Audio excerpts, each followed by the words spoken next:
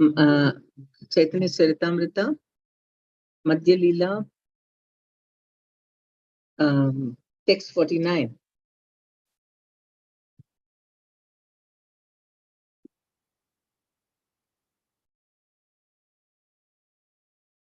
Text 49. Golokanamni nijadamni tale chatasya Devi Mahesha Haridama Suteshu Teshu Te Prabhavani Chaya Vihitascha Yena Govindamadi Purusham Tamaham Bhajami.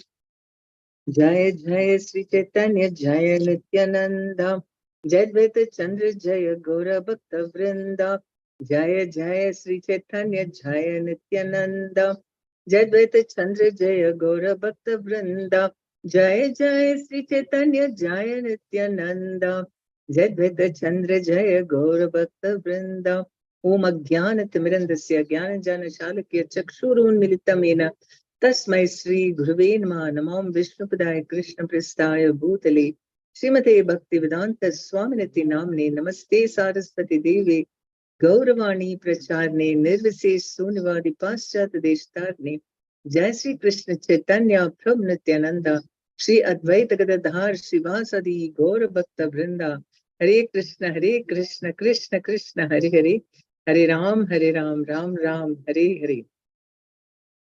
So that is from the Brahma Samhita, the verse 5.43. Below the planet named Goloka Vrindavana are the planets known as Devi Dham, Mahesh Dham, and Hari Dham. These are opulent in different ways. They are managed by the Supreme Personality of Godhead Govinda, the original Lord. I offer my obeisances unto him. This is a quotation from the Brahma Samhita 5.43. So Brahma was actually seeing it. After his tapasya, Krishna reveals everything to him, and he sees Goloka Vrindavana and all the lower than that, all the spiritual planets and all the material different in the material world also, Mahesh Dham, Devi Dham, and so on. And he sees that Krishna is the original Lord of every place. Pradhana Paramabhyom. So when you understand how great Krishna is, naturally our, appreciation and respect and gratitude for understanding all these things, will increase. Pradhana Parama Vyomnor Antare Virajanadi Vedanga Sweda Janitais Toyai Prasravita Shubha. Between the spiritual and material world is a body of water known as the river Viraja. This water is generated from the bodily perspiration of the Supreme Personality of Godhead, who is known as Vedanga. Thus the river flows. This verse and the following verse are from the Padma Purana. So there's no difference. Whether it comes from his lotus feet or from his body, everything is like Ganga. So Viraja is also a wonderful, very, very purifying river, which is there between we have to cross Viraja Nadi to go into the spiritual world.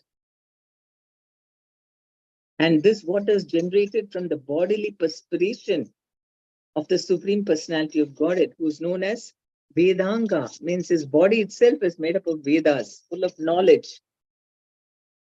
Tasya pare paravyoma tripadbhutam sanatanam amritam shashvatam nityam anantam paramam padam. Beyond the river Viraja is the spiritual nature, which is indestructible, eternal, inexhaustible, and unlimited. It is the supreme abode consisting of 3/4 of the Lord's opulences. It is known as Paravyoma, the spiritual sky. In the spiritual sky, there is neither anxiety nor fear. It's eternally existing, and it consists of 3/4 of the Lord's energy. The material world is an exhibition of only 1/4 of the Lord's energy. Therefore, it's called Ekapad Vibhuti. So, how do we experience this transcendental nature? Because Krishna is everywhere, and we are there as part of that eternal being. I mean, our atmas are spiritual in nature. So even though we are living in the material world, we are actually part of the spiritual world also, because we are spiritual in nature.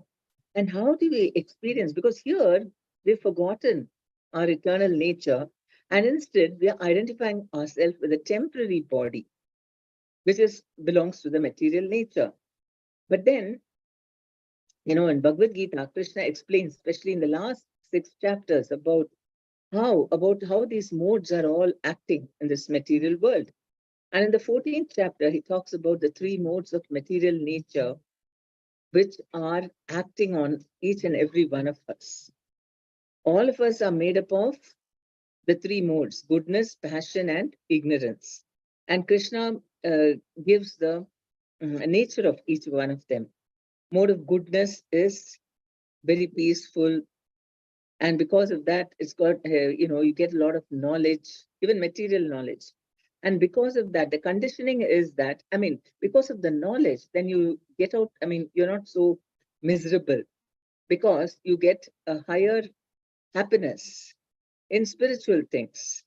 And so this is a conditioner, because I mean, it conditions one to thinking it's quite nice. If I'm in the mode of goodness, then the material world is fine.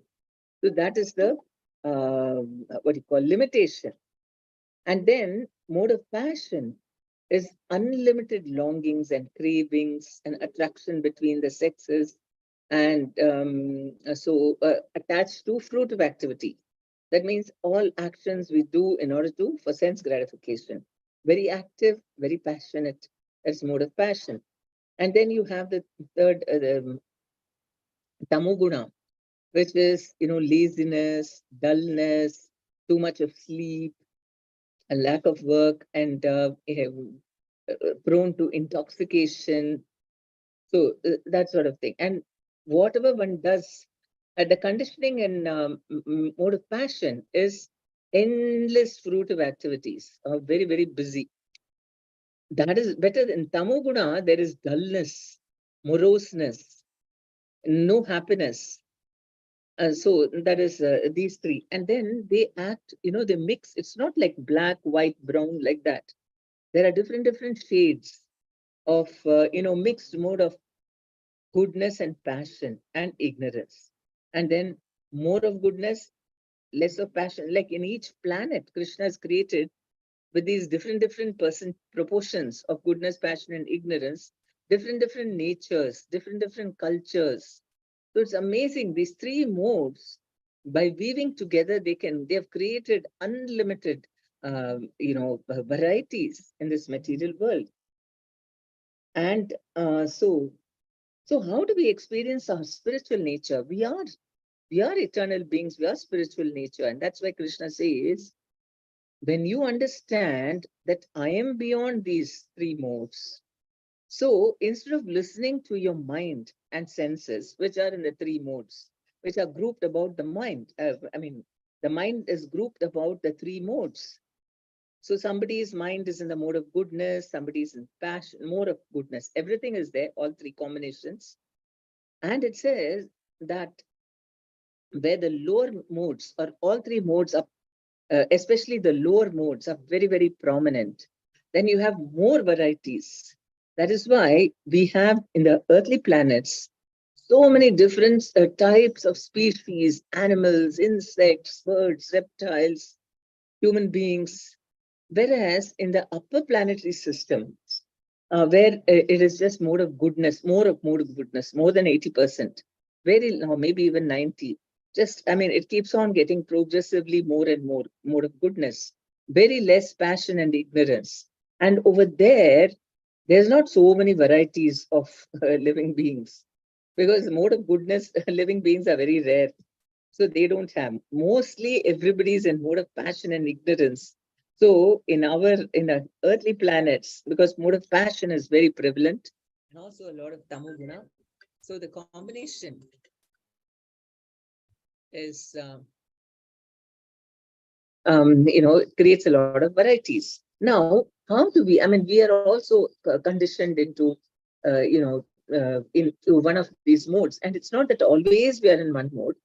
Sometimes mode of passion defeats goodness and ignorance. And that time, we are complete, we cannot understand mode of goodness and so on. Then our tamoguna overpowers as our thinking. Then we start thinking, we cannot understand the other ways of thinking, and sometimes mode of goodness. So that is why we have such a variety, colorful people, each one having his own opinion, different types of people.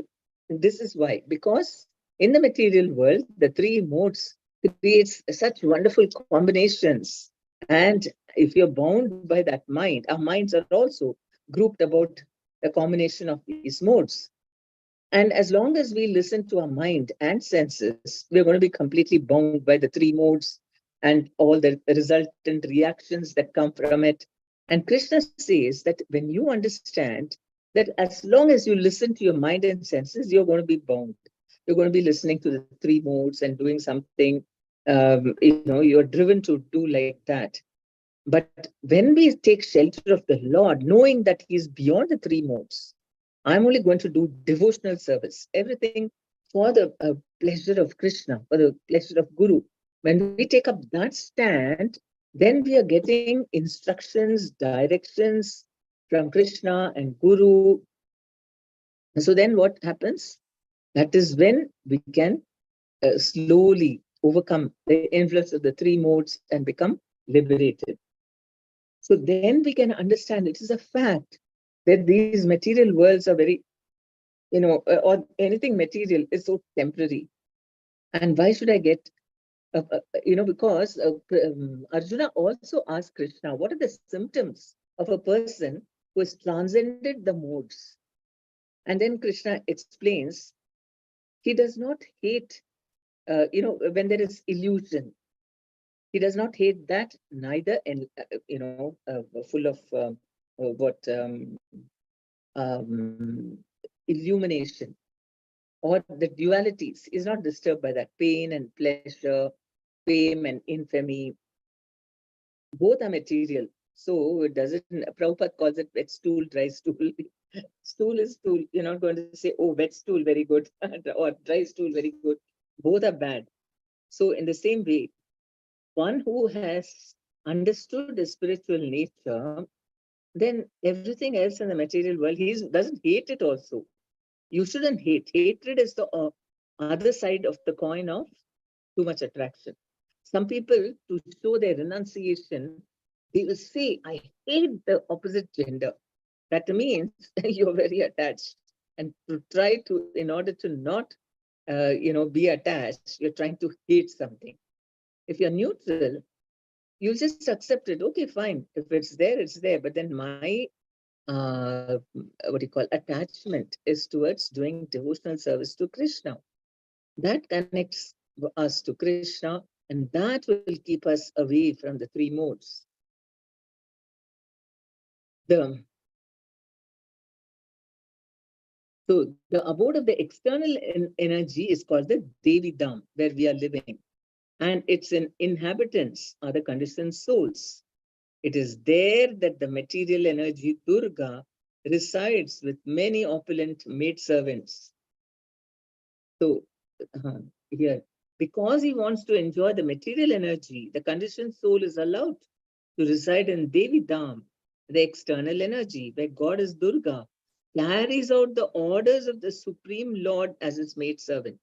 So we should never criticize Durga Devi, because she is only doing whatever. She is not our enemy either, because she is carrying out the instructions of her Lord. So if we glorify her and ask her, you are a great Vaishnavi, you are a great devotee of Krishna, so please give me devotion to Krishna. Don't keep me bound in material life. So Goddess Durga carries out the orders of the Supreme Lord as his maid servant. The material energy is called Jagal Lakshmi because she protects the bewildered, conditioned souls.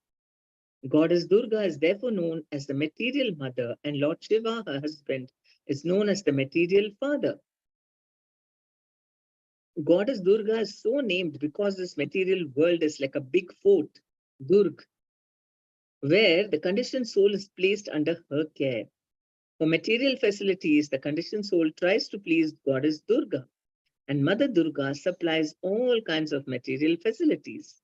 Because of this, the conditioned souls are allured and do not wish to leave the external energy. Consequently, they are continuously making plans to live here peacefully and happily. Such is the material world. That's why Durga worship is so popular. Most of the states, I mean, you find that people are attached to worshipping either Durga. Most maximum popularity is for Durga Ma, then Shiva, and then Ganesh, and then Kartikeya. So, but all of them are there to protect and help the conditioned souls, and so people are very attached to worshipping them, and they don't want to, they don't even think about surpassing this. What is it? If you inquire only, you'll come to know there is something beyond this. They don't want to inquire. So they are completely in ignorance, lying in the lap of Durga Devi, who's like a mother, who is a mother. Ye tina dhamira ya Krishna Adhishwara, Goloka Paravyoma Pratikira Para. Krishna is the supreme proprietor of all dhamas, including Goloka Dham, Vaikuntha Dham, and Devi Dham. The Paravyoma and Goloka Dham are beyond Devi Dham, this material world. When a living entity is liberated from Devi Dham but does not know of the opulence of Hari Dham, he is placed in Mahesh Dham, which is between the other two Dhamas. The liberated soul does not get an opportunity to serve the Supreme Personality of Godhead there. Therefore, although this Mahesh Dham is Lord Shiva's Dham and above Devi Dham, it is not the spiritual world. The spiritual world begins with Hari Dham or Vaikuntha Loka. So Mahesh Dham is between Devi Dham and Viraja Nadi, which when you cross, you go to the Hari Dham or Vaikuntha Dham. Now, Mahesh Dham is outside Hari Dham, but it's still on this side of or actually, Mahesh Dham is half and half. Half of it is in the material world, the other half is in the spiritual world. So, those souls who they've come out of illusion, but they're not ready to go back to Godhead. And such souls, some of them even worship Lord Shiva. And so what happens when they get liberated, they go to Mahesh Dham. Or those souls who have gone to this, Brahma Jyoti and are loitering there and thinking, I'm God, I'm Brahman and Supreme Brahman. They're in that illusion. Then Shiva goes and whoever is the little mature, whoever is feeling very bored, or whatever I come here, just I'm existing. Nobody to talk to, nothing to do. I'm just existing. How boring. If there are some cases like that, then he takes them and goes to Mahesh Dham. And in Mahesh Dham, Lord Shiva is meditating on Lord Sankarshan. So by his association, and they all develop attraction to Lord Narayana. And so Lord Shiva sends them from Mahesh Dham to Vaikuntha Dham. So the spiritual world begins with Hari Dham or Vaikuntha Loka. So like Mahesh Dham is like a bridge. From Devi Dham, he takes them all to Hari Dham. Chit Shakti Vibhuti Dhama Tripad Aishwarya Nama. Maika Vibhuti Eka Pada Abhidhanam. The spiritual world is considered to be 3/4 of the energy and opulence of the Supreme Personality of Godhead, whereas this material world is only 1/4 of that energy. That is our understanding. Haridham or Paravyoma and Goloka Vrindavana are beyond the material cosmic manifestation. They're celebrated as 3/4 of the Lord's energy. The material world, conducted by the Supreme Lord's external energy, is called Devi Dham and is a manifestation of 1/4 of his energy. If we are fascinated by 1/4 of his energy, which is just unlimited varieties and beauty that we find, that most people are fascinated and just to explore this material world, where and not just on the earth, We're also trying to go to other planets and all that. There's so much variety in the universe. And we know that, I mean, scientists want to hope that we can somehow force our ways to all these planets.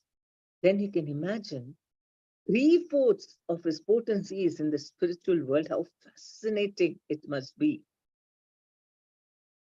And it's a manifestation of three-fourths of his energy. Tripad vibhuter dhamatvat, tripad bhutam hi tatpadam, vibhuter mayiki sarva, prokta padatmika yataha.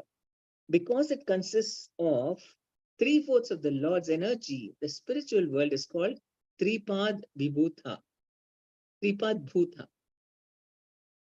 Being a manifestation of one-fourth of the Lord's energy, the material world is called Ekapada. And this verse is found in the Lagu Bhagavatamrita. Tripad Vibhuti Krishnera Vakya Agochara Ekapada Vibhuti Rasunaha Vistara. So he's saying the three-fourth parts of Lord Krishna's energy is beyond our speaking power. Let us therefore hear elaborately about the remaining one-fourth of his energy. That is also good, because if you see it as Krishna's energy, even material world is good to listen what is there. Bhagavatam also describes in great detail, I mean, for a spiritual, completely transcendental book filled with devotion for the Lord, all the pastimes, also describes the material world, because it is Krishna's energy. And when we hear of it in such a way, then it increases our faith in Krishna and the fascination. How has all this appeared? Because scientists don't know how it all came about. So they just say that one big bang happened, and suddenly, like, you tell fairy tales to children, abracadabra, they say that something happens. So they think, something happened. So Prabhupada asks, okay, who set up that bank? You tell me. So like that, then we think it's all nonsense. Then Mayavadis also say, oh, this is all material, neti, neti, neti. You should only think about Brahman. So with the result, what happens in the beginning? We think that we should shut ourselves away from material nature so that we are attracted, we're not attracted by it. But as we develop our love for Krishna, then we should see the material world as Krishna's energy. Then we'll neither hate it nor love it. I mean, we'll think of Krishna. When we see me, like once some devotees, disciples of Prabhupada, they were walking along with Prabhupada going for a walk. And then what happened was they came, no, they were seeing the moonlight. The moon was looking very beautiful. And so one of the disciples told Prabhupada, Prabhupada, the moon looks so beautiful.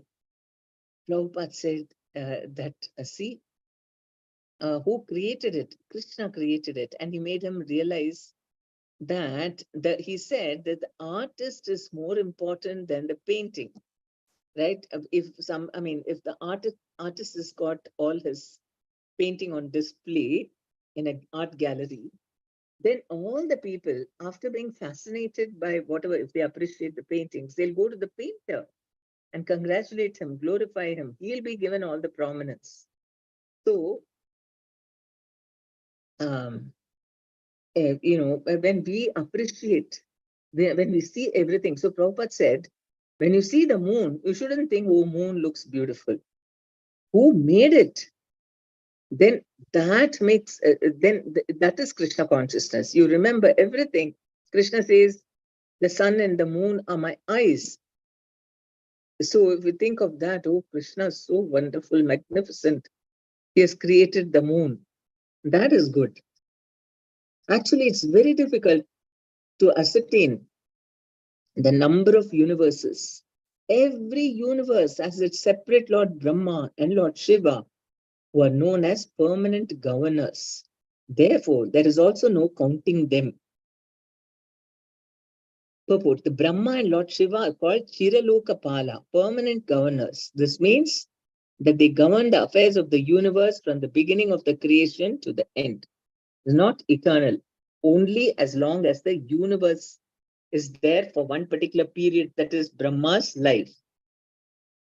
In the next creation, the same living entities may not be present, but because Brahma and Shiva are existing from the beginning to the end, they're called Chiralokapala, permanent governors.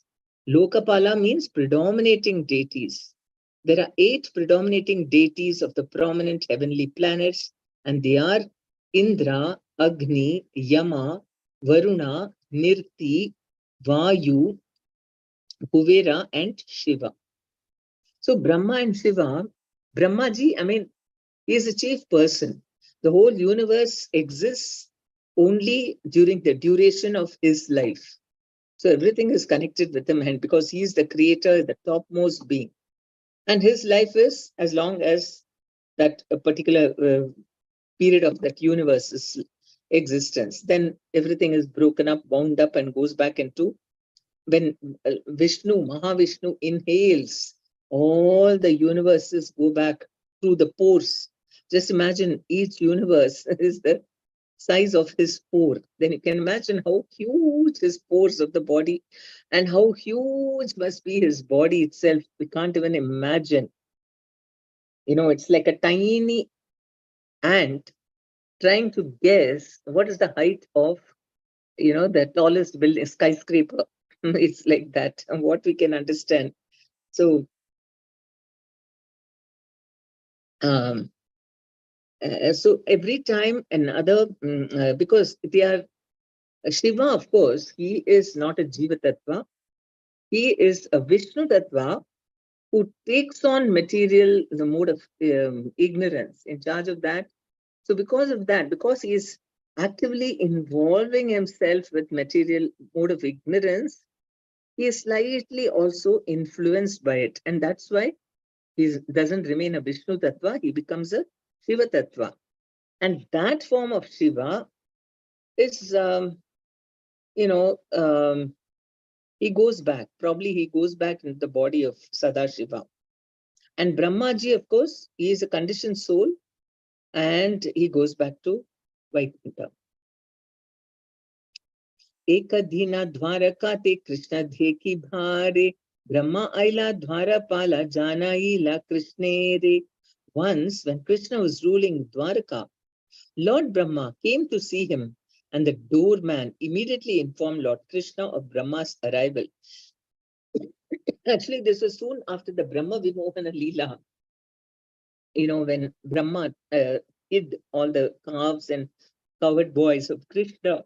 And after that, when he came to understand that this is really Krishna, the Supreme Personality of Godhead, and he felt so ashamed.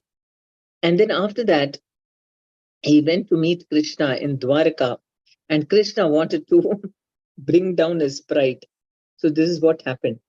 When Krishna was so informed, he immediately asked the doorman, which Brahma? What is his name? The doorman therefore returned and questioned Lord Brahma.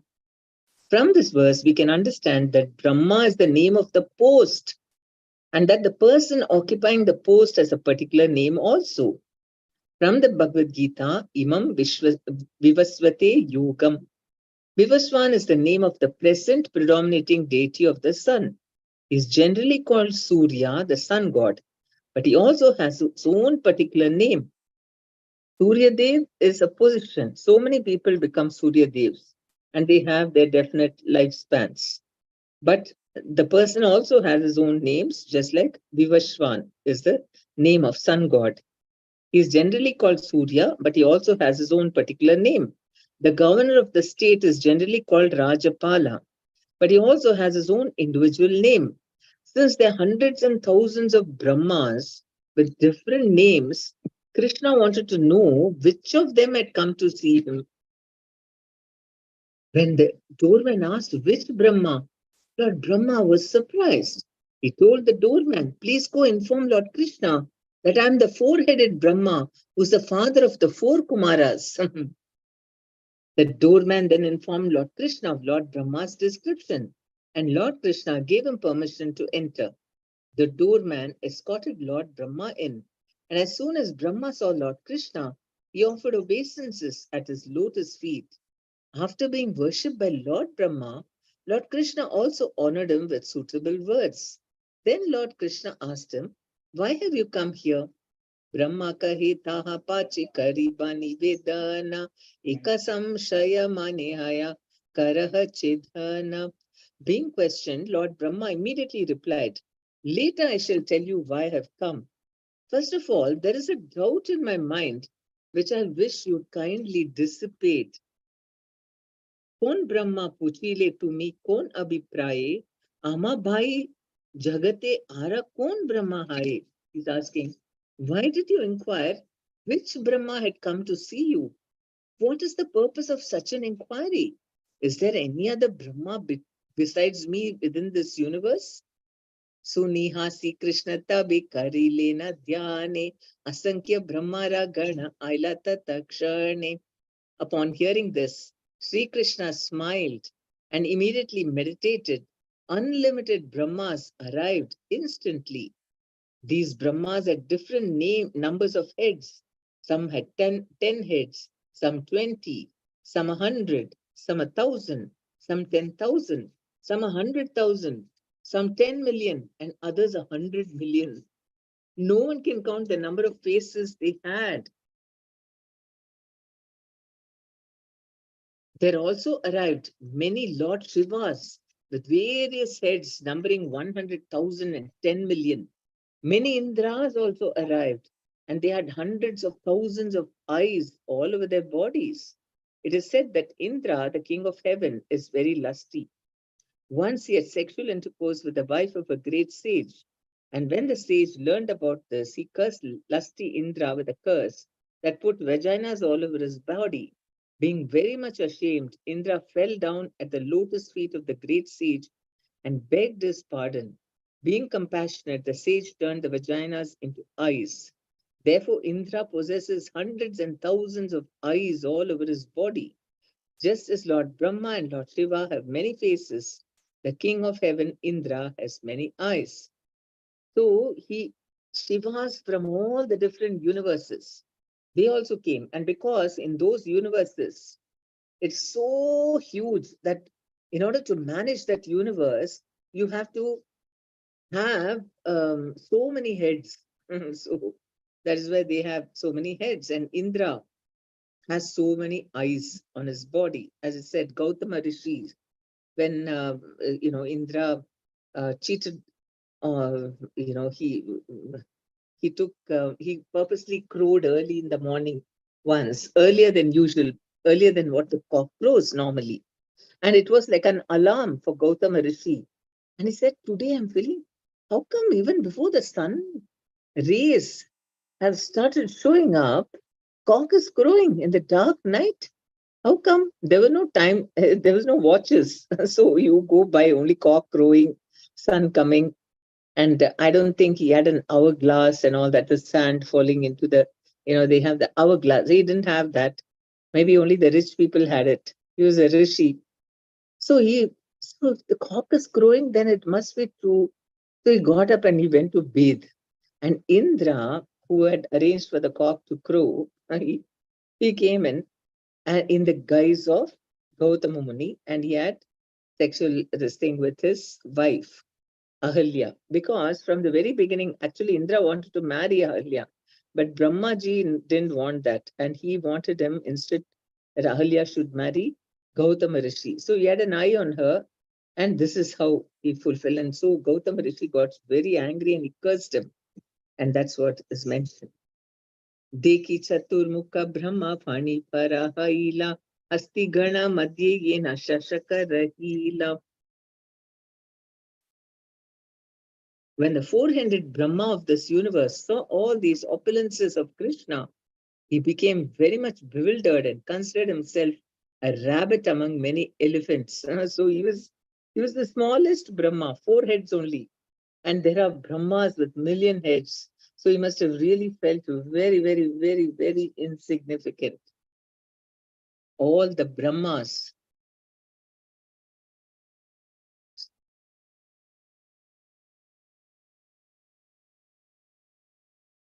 all the Brahmas who came to see Krishna offered their respects at his lotus feet. And when they did this, the helmets touched his lotus feet. Imagine So many millions of heads must have also touched the floor. It must have been a beautiful sight to see how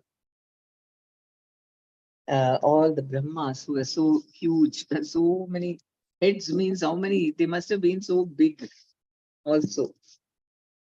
No one can estimate the inconceivable potency of Krishna.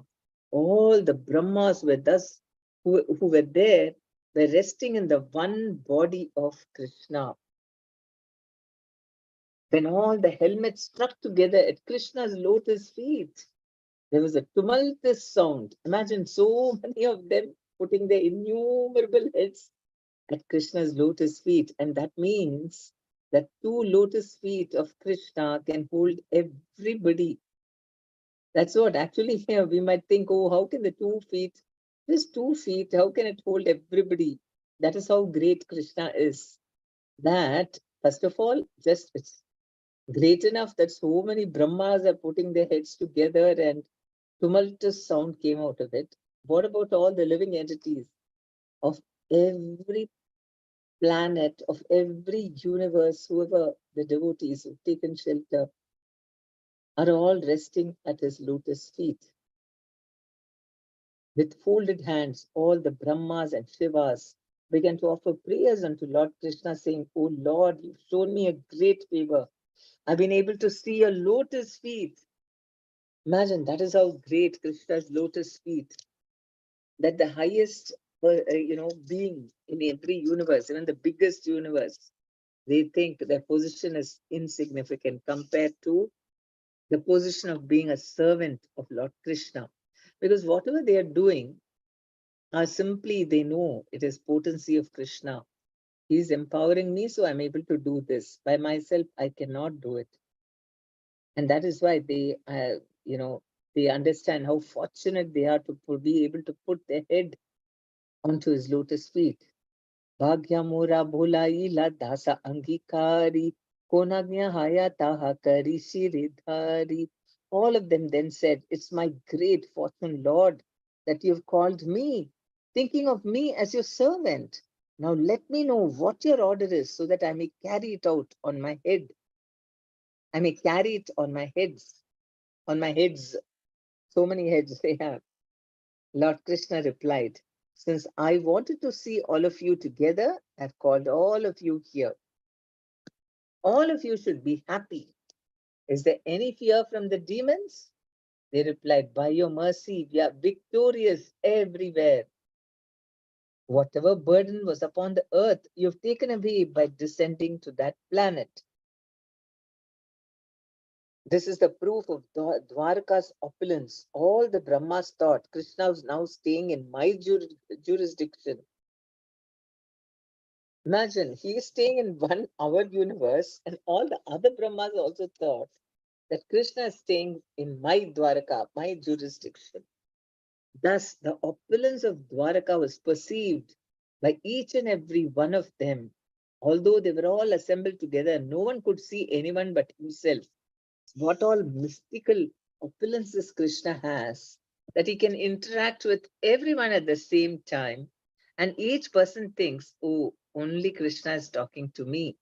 You cannot see other people because Krishna is the enjoyer. Everybody belongs to him alone. We all belong to him. And when we understand this, then only we can be happy and we can appreciate everyone. Thus the opulence, so Brahma, he thought that only he was everything. I mean, he thought there was only one Brahma. So he very proudly went and announced, "Tell Krishna that the Brahma has come." And Krishna asked, "Which Brahma?" So then Brahma thought he was the only one. See, naturally it has an effect, on your mode of passion. Brahma started thinking, nobody like me in this universe. I'm the greatest. And when Krishna wanted to bring that down from his head, so purposely he created this situation. Lord Krishna then bade farewell to all the Brahmas there. And after offering their obeisances, they all returned to their respective homes. Deki chaturmukha brahmara haila chamatkara Krishnera charane asi kaila namaskara. After observing all these opulences, the four-headed Brahma of this universe was astonished. He again came before the lotus feet of Krishna and offered him obeisances. That's the difference between a devotee and a demon. A devotee, when his fault is pointed out and when he is really humiliated, especially by Krishna, he accepts it. And he is so grateful to Krishna for removing that illusion from him. Brahma then said, whatever I formerly decided about my knowledge, I've just now um, I've just now had personally verified. There are people who say, I know everything about Krishna. Let them think in that way. As far as I'm concerned, I do not wish to speak very much about this matter. Oh my Lord, let me say this much. As far as your opulences are concerned, they're all beyond the reach of my mind, body, and words. This is a quotation from Srimad Bhagavatam 10.14.38, spoken by Lord Brahma when he is glorifying Krishna with prayers, after feeling humiliated because he was lamenting why did he do that, and he wanted to glorify Krishna and appreciate him. So now also he is dumbstruck. He said, I don't want to speak anything about this matter, about Krishna's opulences. Some people may think they know everything about Krishna, but as far as your opulences are concerned, they're all beyond the reach of my mind, body, and words. And that is a fact that, of course, even spiritual body, mind, and words, Krishna is unlimited. Even Anantadev is being glorifying and glorifying Krishna's qualities, pastimes, and everything. Still, he has not stopped speaking because there is no end to it. That is unlimited. Krishna's qualities also keep increasing more and more and more and more. His Leelas, of course, the Leelas also, more or less, I mean, they are already fixed, but still, each time a different variety. So, everything you can keep on glorifying Krishna, there's no end. Every time he comes up with something more amazing, and then the same thing, and each quality also, there is so many sides to it. We may just see one thing and we may think, oh, I know about Krishna. That same quality will have so many nuances to it that we can keep on glorifying Krishna and we'll never stop. Anantadeva himself with his unlimited mouths, he's not able to stop. So eternally Krishna is engaging everyone to glorify him. Tesham satata yuktanam bhajatam priti purvakam. So dadami buddhi yogam tam yenamam upayanti te. So those who are constantly glorifying him, then what does he do? Dadami buddhi yogam tam. I give them knowledge by which they can come to me. And I also, this knowledge about him is coming from him only. We cannot understand with our mind, body, intelligence, and words. We cannot express. It has to be, and that Krishna himself, as Paramatma, reveals to the Atma, being happy about the sincerity of the soul to know him and to be engaged in his devotional service. That is one thing that gives you diplomatic immunity, right? Like if you want to go, you can just walk in anywhere. Similarly, the one thing that can completely make us, free from all kinds of limitations is wanting to render devotional service to Krishna. And Krishna gives the intelligence for that. That is how the devotee also can keep on glorifying Krishna unlimitedly, because he is not dependent on his limited intelligence. He is dependent on Krishna's intelligence. So devotee also keep on glorifying eternally. Krishna said, your particular universe has a diameter of 4 billion miles. Therefore, it is the smallest of all the universes. Consequently, you have only 4 heads. Brahma, shocking. He also thought, I've got 4 heads, but that is the lowest. Srila Bhaktisiddhanta Saraswati Thakura, one of the greatest astrologers of his time, gives information from the Siddhanta Shiromani that this universe measures, okay, that is one big number into 8 miles. This is the circumference of this universe. According to some, this is only half the circumference. Anyway, he is saying it is 4 billion miles diameter. And circumference, you can imagine. Kona Brahmanda Shatakoti, Kona Lakshakoti, Kona Niyuta Koti, Kona Koti Koti. Some of the universes are 1 billion yojanas in diameter. Whereas 4 billion, this is 1 billion yojanas in diameter. Some 1 trillion, some 10 trillion, and some 100 trillion yojanas. Thus, they're almost unlimited in area. What great opulence Krishna has. This is what we mean by saying Krishna is unlimited. According to the size of the universe, there are so many heads on the body of Brahma. In this way, I maintain innumerable universes of Brahmandas.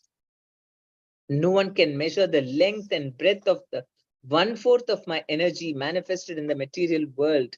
Who then can measure the 3/4 that is manifested in the spiritual world? What a glorious person we have right with us all the time. And we're depending on our limited powers, energies, intelligence, our minds, and getting bewildered. That is just illusion, because she tries to cover up this knowledge of the Supreme Lord, who's so great. Just imagine, this pastime alone should increase our faith and admiration for Krishna. How just unlimitedly great he is, and he's aware of every living entity completely. Beyond the river Viraja is the spiritual nature, which is indestructible, eternal, inexhaustible, and unlimited. It is the supreme abode consisting of 3/4 of the Lord's opulences. It is known as Paravyoma, the spiritual sky. So, in this way, Lord Krishna bade farewell to the 4-headed Brahma of this universe. We may thus understand that no one can calculate the extent of Krishna's energies. So that is how great he is. And so we must have unlimited faith in Krishna. That is what we should have for our happiness, for our peace of mind, for living peacefully in this life and going back home, back to Godhead. Thank you very much. Hare Krishna. Any questions or comments? Hare Krishna, Mataji. Hare Krishna, Prabhu. We cannot contemplate what these distances are and the way it is explained. So nice, Mataji. And your dedication is amazing. Mataji, one question. In the beginning, you were saying that I think you were reading from Prabhupada purport. This Devidam and Maheshdam are below the Bhuloka? Yeah, Goloka is in the spiritual world. The topmost planet is Goloka. No, Bhuloka. I'm asking Bhuloka. No, not Bhuloka. Goloka, Vrindavan. No, I understand, Mataji. I'm asking, this Devidam and Maheshdam is above Bhuloka or below Bhuloka? No. Bhuloka is within Devidam. This entire material universe is Devidam. Oh, okay. So, even the Brahmaloka is Devidam only? Yes, inside. The 14 worlds are inside Devidam. Okay. The entire universe, this whole universe is Devidam. Okay. And then, Mataji, within that Devidam, the spiritual propensity of the living entity are different, right? We are Atmas. Yeah, Atmas. No. In the Bhuloka is different, Swargaloka is different, Magarloka, Tapaloka, or the propensity of the living entities towards spirituality will be different, right, Mataji? Yeah, because they are all a more mode of goodness, so they understand spiritual things better. They know more about Krishna than in the material world. But if we surrender to Krishna, we can surpass them also anywhere. Oh, Haribol, Haribol. Thank you, Mataji. That's why in the beginning you said in the upper planetary system there are number of species because they are mostly in the goodness. Huh? Okay. And here only more variety is there on the earth Earth, yeah. When because we we are go up, fashionably right? less. Yeah, in each place, one particular mode is some combination, but mainly that type of body only. They won't have so many animals, so many birds. Insects are hardly there over there. Okay, okay. Thank you, Mataji. And then you are skipped to read the long numbers. It is really amazing, Mataji. It is really, indeed, it is unfathomable. Why I'm saying last 2 days before in the newspaper, one news came that Voyager 2 American satellite, which was sent on in 1977, it's still giving signals, and for 2 days the astronauts did some scientists did some mistake. The antenna turned, and within 2 days they corrected it. But that time it is traveling 12.9 billion kilometers from Earth. That means 3-4 crore kilometer away from Earth planet. And then they are saying just we crossed our solar system and it is in the interstellar, means next solar system in between. They call, we never say many andas, no. So it is traveling somewhere in the interstellar, they were saying. And it stopped Okay, sending. it's gone beyond our galaxy, huh? No, not galaxy, our solar system. Our Because solar system. 5 years before it crossed Pluto. Okay. And it is going in the speed of 7 kilometers per second. 7 kilometer per second. That speed it is traveling. And in the last 5 years, it 5 years before it left our solar system, and it is going. And they are saying in 25, the battery inside will completely drain. After that, no signal, and it will be forever. It will be in the oblivion. It is in the interstellar. And they said they put one 25 centimeter, that is 1 feet by 1 feet gold plate in that, a map of our solar system, and more description about Earth planet, and some instant music, all that they put. They are saying that but all some extraterrestrial living entities say that they will come to know there is one solar system called this one, and there is something. They put their scientist childish play, but the distance mentioned is, come on, really 12.9 billion kilometers away. So Bhagavatam tells this very clearly, very precisely, how much distance. So thank you so much, Mataji. Hare Krishna. But it is still within our universe that whatever they've sent. Yeah. Because our scripture says that no object cannot penetrate this anda and go out next. Yeah. Thank you very much. Thank you so much, Mataji. Hare Krishna. Devotees, any questions, comments? Why so many haven't come, the regulars? I don't. The same time here, Anita Ramaya Mataji, there this sadhu. Hare Krishna. Hare Right? Krishna. Yes. Yeah. What, Prabhuji? Bhakti Sangha program is happening now, right? It's over, Prabhuji. Just over, no?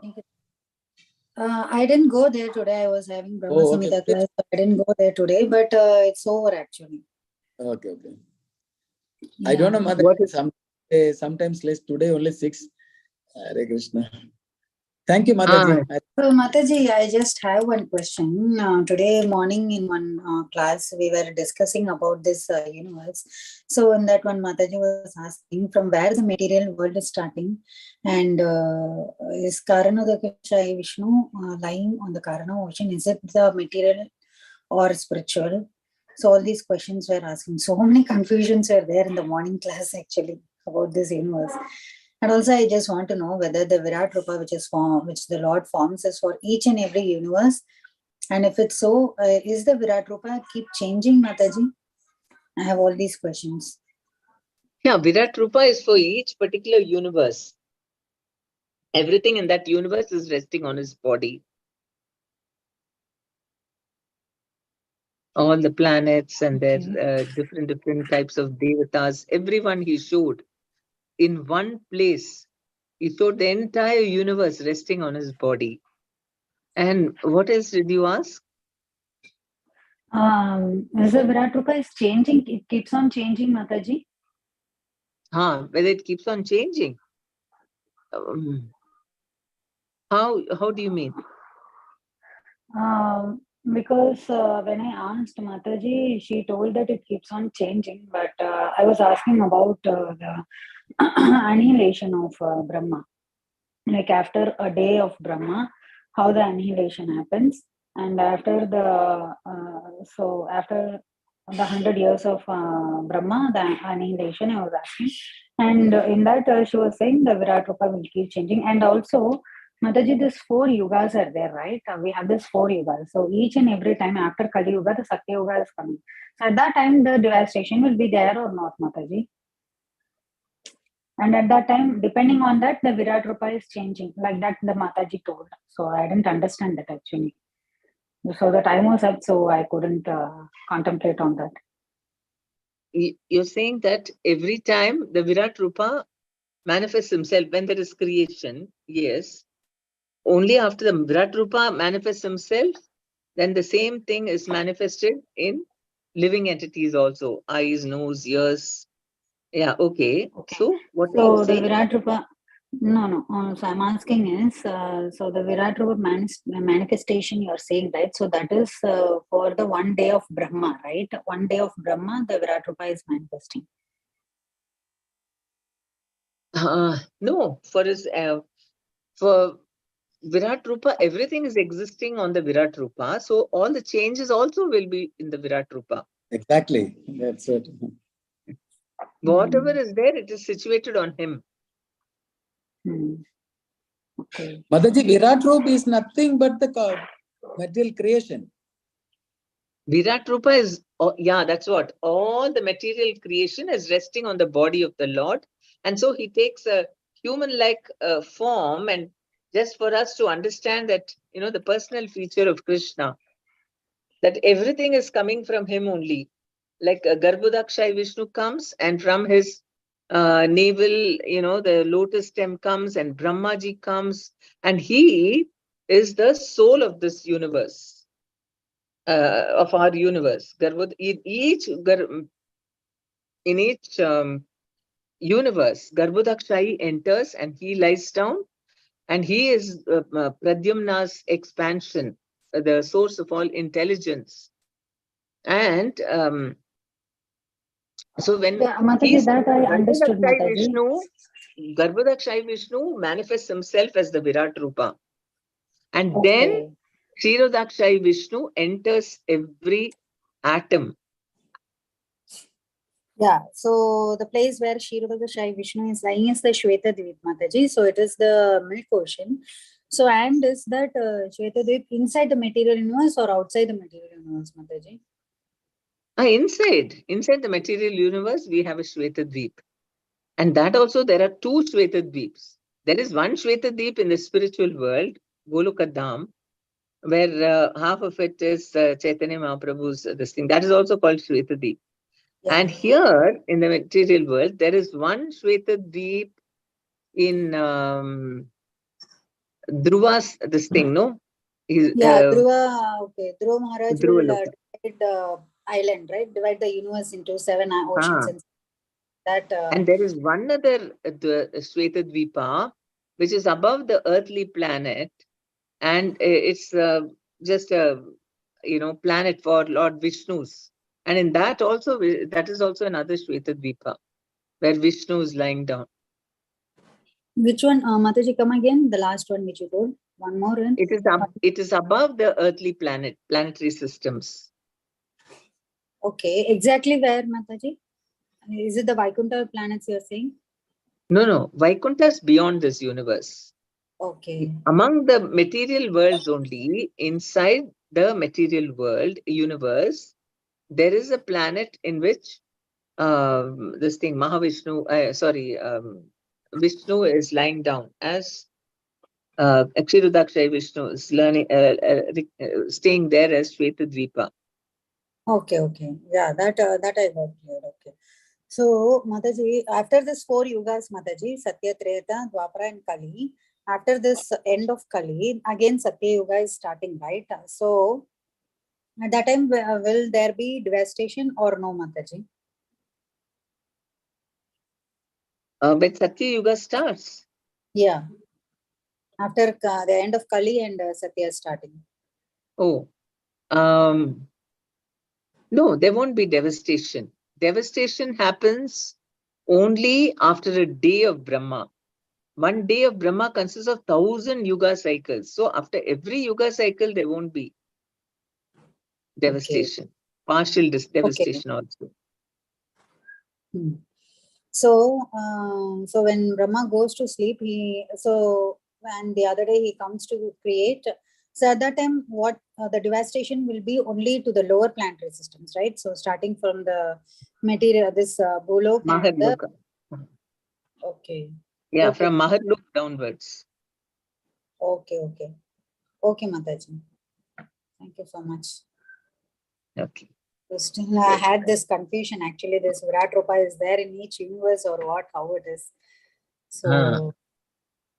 Is it And clear also now? the controlling after this, yeah, now it's okay, Mataji. Still, I have to contemplate on this because there are so many.